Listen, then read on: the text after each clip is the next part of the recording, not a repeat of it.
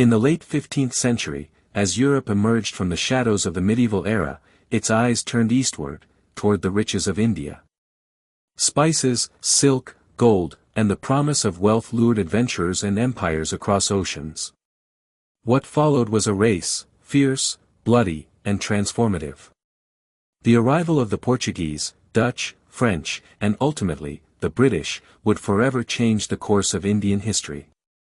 Let's embark on this voyage to understand how these European powers entered India, how they clashed, and how one empire ultimately rose above the rest.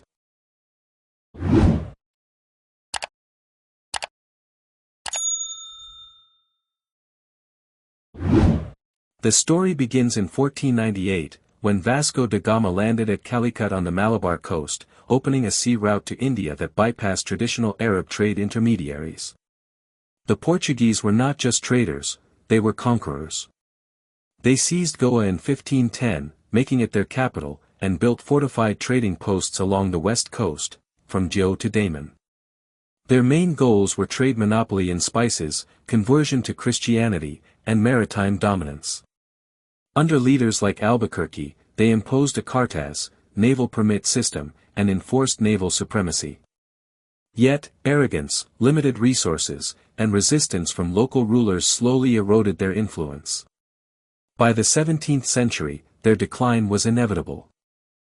Next came the Dutch East India Company, or the VOC, in 1602. The Dutch focused heavily on trade and were less interested in political conquest. They established factories in Surat, Calicut, and later at Cochin. Their trade revolved around pepper, indigo, and textiles. But while they outcompete the Portuguese in Southeast Asia, in India their success was limited. Unable to maintain both their Asian empire and fight European rivals, the Dutch eventually withdrew from Indian ambitions by the 18th century, concentrating instead on the Spice Islands, Indonesia. The French entered India in 1664 through the French East India Company.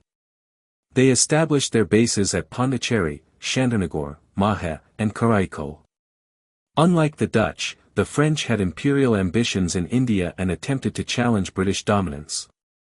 Their most ambitious leader was Joseph-François Dupleix, who engaged in the Carnatic Wars against the British. However, the French lacked consistent support from their government in Paris.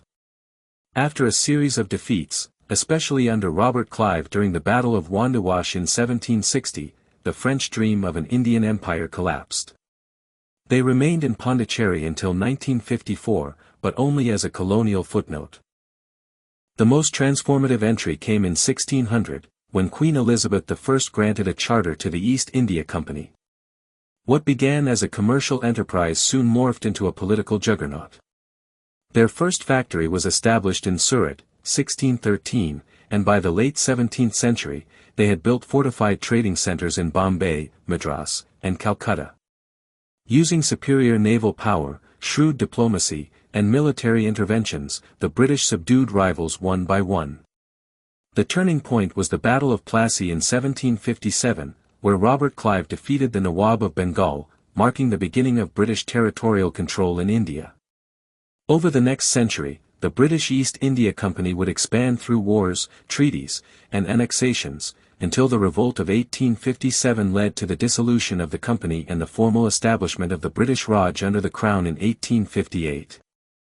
The European presence in India was not a peaceful affair.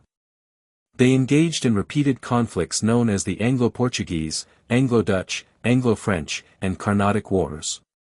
These were often extensions of larger European wars like the War of Austrian Succession or 7 Years' War, fought on Indian soil with Indian soldiers and alliances. Indian kingdoms like the Marathas, Mughals, and Nawabs became pawns or partners in these power struggles. What made the British successful where others failed?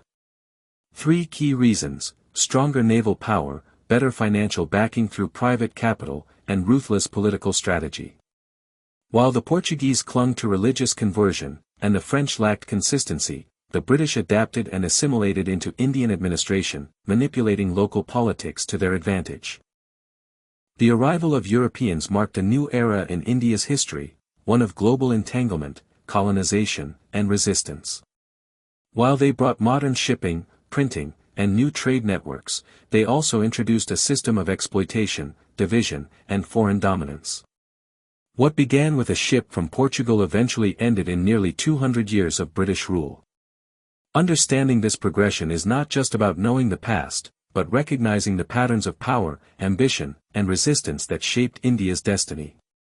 The ocean brought them, trade tempted them, and ambition anchored them. But only one stayed long enough to write an empire. That was the British.